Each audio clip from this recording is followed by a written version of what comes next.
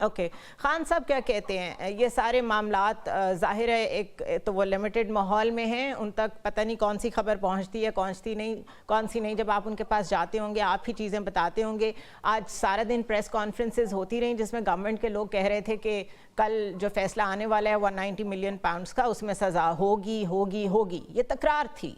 तो खान साहब इस पर क्या कहते हैं? देखिए जी, खान साहब तो पहले ही बहुत कॉन्फिडेंट है, मुझे कह रहे हैं कि इनके पास ये जो सजा है इसके अंदर हमारा मौका बिल्कुल क्लियर है। न पिछली खान साहब की जात है, ना उनकी फैमिली है, ना उनकी अहलिया है, ना उनकी पार्टी का कोई है। पैसे हुकूमती अकाउंट के अंदर मौजूद हैं और जिस जगह की ये प्रॉब्लम है वो it's not a private property, it's not, यानी उनका वो जाती बेनिफिशियरी नहीं है। Smiling and laughing on this case today कि ये सुबह जो सजा सुनाई अंदर इन्हें सुबह का ही सामना करना पड़ेगा जी। और आपको उम्मीद है कि किसी भी स्टेज पे उनको कोई रिलीफ मिलेगा? जी, रिलीफ खान साहब को अदालतों से ही, जो अदालतों की ही बात और कानूनी तरीके से ही उन्होंने हासिल करना है। खान साहब किसी हुकूमती रिलीफ के जरिए, जिस तरह कुछ लोगों को रातों रात एक ड्राफ्ट करा के तो मुल्क से बाहर चले गए, उनकी पार्टी और खानदान सारा देखता रह गया, उस किस्म का कोई रिलीफ खान साहब देने लगे जी। लेकिन हामिद रजा साहब, एक और पॉइंट ऑफ व्यू आपके सामने रखती हूँ। कुछ अल्फाज बिला वजह कंट्रोवर्शियल हो गए हैं हमारी बातचीत में, पॉलिटिकल डिस्कोर्स में। फॉर एग्जांपल जब कोई रिकन्सिलिएशन की बात होने लगती है तो लोग कहते हैं जी डील हो रही है, हालांकि डील नहीं है, बातचीत हो रही है और उसमें से अगर कोई नतीजा निकलता है तो अगर कोई उसको डील कहता है तो कहता रहे। इसी तरह एनआरओ ये एक सिंबॉलिक चीज़ बन गई हुई है और हर कोई कहता है जी एनआरओ, एक गवर्नमेंट कहती है एनआरओ नहीं देंगे, दूसरी तरफ वाले कहते हैं एनआरओ नहीं लेंगे। हकीकत सिर्फ ये है कि टेक अवेज तो चाहिए, दोनों साइड्स को किसी ना किसी चीज़ पे सेटल होना पड़ेगा। वो कौन सी लीस्ट चीज़ है जिस पे खान साहब ये कहते हैं कि इस पे बिल्कुल कॉम्प्रोमाइज़ नहीं हो सकता, लेस ऑफ दैट कुछ नहीं हो सकता? कोई ऐसी लाइन रह गई है? जी, खान साहब 9 मई 26 नवंबर और अपने कारकुनान की रिहाई वाले इशू के ऊपर, दैट इज रेड लाइन जी, उसके ऊपर वो कोई मार्जिन देने के लिए तैयार नहीं है ji. This is black and white clear. और देखिए, मैंने कहा कि आप एक चीज को अंडरस्टैंड करने की कोशिश करें। हम ये कहते हैं कि 9 मई की साइड से हुआ, वो ये कहते हैं कि ये हमारी साइड से हुआ। अब सवाल ये है कि इसका तयन कौन करेगा कि किस साइड से हुआ? इसका तयन करेगा एक आज़ाद गैर जानबदार। तो ये एक बड़ी माकूल तजवीज़ है। इसके अंदर हमको अपनी मर्जी की जजेस तो नहीं चाह रहे हैं, हम चाह रहे हैं कि आप बैठें, बातचीत करें, डिस्कशन करें। वो जजेस जिनकी रिप्यूट है, वो गैर हैं, आज़ादाना फैसले देते हैं, उन पर कोई इत्तेफाक राय के साथ मुश्तमिल कमीशन बना दिया जाए, जो फाइंडिंग हो उसके ऊपर अमल दरामद हो। मैं नहीं समझता कि इसके ऊपर किसी को कोई इख्तिलाफ होना चाहिए। अच्छा हामिद साहब, देखिए 9 मई की जहाँ तक बात है उस पर तो अब लोगों को सजाएं भी हो गई हैं, सजाएं हो गई हैं, कुछ के चालान पेश हो चुके हैं, आगे फर्दर केसेस चल रहे हैं। इस स्टेज पे there is no history, we don't have a history कि जब इतना एक लीगली मामला आगे चला गया हो तो फिर उसके ऊपर एकदम से जुडिशल कमीशन बन जाए। और नंबर 2, जुडिशल कमीशंस की कोई इतनी अच्छी रेपुटेशन नहीं है हमारे मुल्क में ऑलरेडी। कितने बने और कितनों की फाइंडिंग्स आई और उसका क्या फ़ायदा हुआ हम सब जानते हैं। सो ऐसे लगता है जिस तरह 9 मई हो चाहे 26 नवंबर हो, किसी ना किसी जगह पे तो कॉम्प्रोमाइज़ दोनों साइड्स को करना पड़ेगा। तो अगर ये रेड लाइन है तो फिर बात कैसे आगे बढ़ेगी? एंड स्पेशली मैंने पहले भी कहा था 26th अमेंडमेंट के बाद जुडिशरी का अरेंजमेंट बड़ा डिफरेंट हो गया है। उसमें मुझे नहीं लगता गवर्नमेंट भी बैठ के कोई ऐसे जजेस पे मानेगी जिन जजेस के बारे में ऑलरेडी ये तासुर पाया जाता है कि वो पीटीआई को रिलीफ देते हैं। सो ये एक डेडलॉक ऑलरेडी नजर आ रहा है। जी, मुझे तो नहीं पता कौन से जजेस रिलीफ देते हैं। Everybody knows. रिलीफ दिया नहीं, what relief we have got? Imran Khan साहब तो 1.5 साल से अंदर हैं। क्या वो जितने तमाम मुलजमान अदालतों में थे वो बाहर आ गए हैं? कोई मुलजम भी बाहर नहीं आ सका। क्या उनको कंडीशनल फैसला करने की सुप्रीम कोर्ट ने इजाजत नहीं दी और उन मुलजमान को सजाएं भी दे दी गई जिसको हम उन सजाओं को तस्लीम नहीं करते? मुझे नहीं पता कि किस किस्म का रिलीफ हमें मिल रहा है। हम अदालतों में फार हो रहे हैं जी। दूसरी बात यह, देखें, आपने जो वो मिलिट्री कोर्ट से जो सजाएं हैं उनकी बात की, उसमें मैं आपको कहूँ कि सुप्रीम कोर्ट की तरफ से जो इजाजत थी वो कंडीशनल थी। जी, इंटरिम केस सुना जा रहा है। बिल्कुल। अभी हो सकता है कि सुप्रीम कोर्ट उन सजाओं को ही नल एंड वॉइड कर दे जी। बिल्कुल पॉसिबल है, बिल्कुल। हाँ जी, तो वो अगर हो गया तो देखें फिर इसकी स्टैंडिंग कहाँ पर होगी जी इस फैसले की।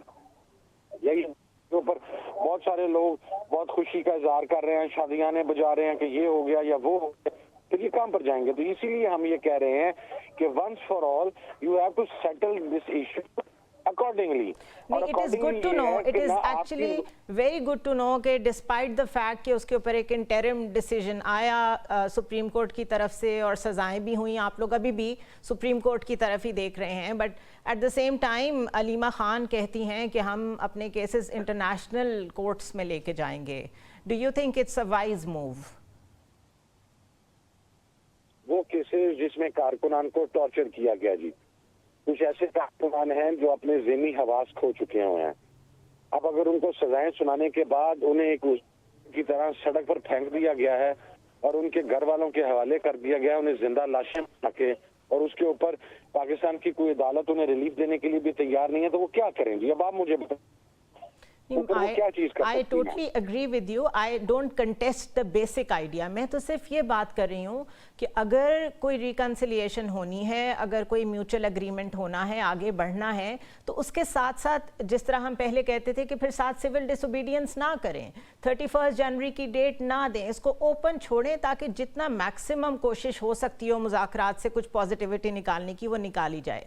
इसी तरह जब आप साथ साथ ये कहेंगे कि हम जी बाहर जा रहे हैं, हम उन कोर्ट्स में चैलेंज करेंगे अपने अदालती निज़ाम को, अपने मुल्क को, कि हमारे मुल्क में ये हो रहा है, तो वो यहाँ पे फिर इंटरनली पॉजिटिवली तो नहीं लिया जाएगा। बिल्कुल उसी तरह जिस तरह IMF को ख़त लिखने की बात है या रेमिटेंसेस ना भेजने की बात है, मैं उस कॉन्टेक्स्ट में बात कर रही हूँ। अच्छा देखिए, उसके ऊपर जी हमारा पॉइंट है वो सारे का सारा बिल्कुल क्लियर है। वो ये है कि अगर हमने इंटरनेशनल कोर्ट्स में जाना होता तो जो केसेस हैं अभी तक वो हजारों की तादाद में हैं, वो नाजायज, हम उन्हें नाजायज और बोगस केसेस समझते हैं। अगर हमें को मुल्क से मोहब्बत ना होती या हमने गवर्नमेंट को बदनाम करना होता या मुल्क की बदनामी का सबब बनना होता तो हम वो केसेस भी बाहर लेके जा सकते थे जी। हम नहीं लेके गए। हम कोर्ट की सजा को भी बाहर चैलेंज कर सकते थे, लेकिन हमने पाकिस्तान में उसे चैलेंज किया। लेकिन अगर किसी एक शख्स को टॉर्चर किया जाता है, वो शख्स ज़हनी तवाज़ुन खो देता है, वो पहचान खो देता है, वो गुफ्तगू करता है और उसके ऊपर पाकिस्तान के अदालती निज़ाम से कोई रिलीफ मिलने की बजाय उसको सजा, उसका रिकॉर्ड भी एक मुजरिम का कर दिया जाता है, तो उसके पास फिर जाहिर है आपके पास यही ऑप्शन बचता है कि जो आपके इंटरनेशनल फोरम्स हैं ह्यूमन राइट्स की वायलेशन के, ठीक है, आप उसके ऊपर बात करें। That's it. All right. Okay, my last question to you. अगर कल जो फैसला आता है वो कोई इतना अच्छा नहीं आता, उसमें बानी PTI को सज़ा सुना दी जाती है, तो कोई एहतजाज की कॉल वगैरह प्लान्ड है? नहीं, अभी तक कोई कॉल नहीं है जी एहतजाज की। उसके मुताबिक रिएक्ट करेंगे, हाई कोर्ट में अपील करेंगे एंड वी आर एक्सपेक्टिंग कि जिस तरह साइफर हाई कोर्ट में गया था, साइफर को टाइम ज्यादा लग गया क्योंकि उसमें टेक्निकलिटीज थी। वी बिलीव कि 2 से 3 हियरिंग्स के ये मामला हाई कोर्ट के अंदर हमारी फेवर में खत्म हो जाएगा जी। हामिद रजा साहब, thank you so much for joining us.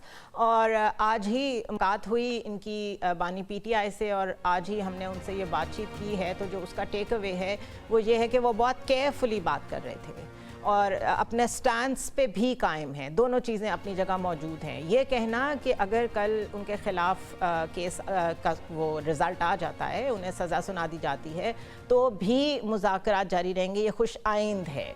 इन सारी चीज़ों को ज़ाहिर है हम ये तो एक्सपेक्ट नहीं कर सकते कि ऑल ऑफ अ सडन वो अपने सारे कार्ड्स शो कर दें या बिल्कुल सरेंडर कर दें, लेकिन लगता यूँ है कि जो विलिंगनेस है पॉलिटिकल रिकन्सिलिएशन को कंटिन्यू करने की, that is there. So that's a good sign for now. और ब्रेक की तरफ जाएंगे और उसके बाद इसी सारे सिनेरियो को बिल्टअप करेंगे in a different way. Stay with me. और अपने स्टैंड्स पे भी कायम हैं। दोनों चीज़ें अपनी जगह मौजूद हैं। ये कहना कि अगर कल उनके ख़िलाफ़ केस का वो रिज़ल्ट आ जाता है, उन्हें सज़ा सुना दी जाती है, तो भी मुज़ाकरात जारी रहेंगे, ये खुश आइंद है। इन सारी चीज़ों को ज़ाहिर है हम ये तो एक्सपेक्ट नहीं कर सकते कि ऑल ऑफ अ सडन वो अपने सारे कार्ड्स शो कर दें या बिल्कुल सरेंडर कर दें, लेकिन लगता यूँ है कि जो विलिंगनेस है पॉलिटिकल रिकन्सिलिएशन को कंटिन्यू करने की, that is there. So that's a good sign for now. और ब्रेक की तरफ जाएंगे और उसके बाद इसी सारे सिनेरियो को बिल्टअप करेंगे in a different way. Stay with us.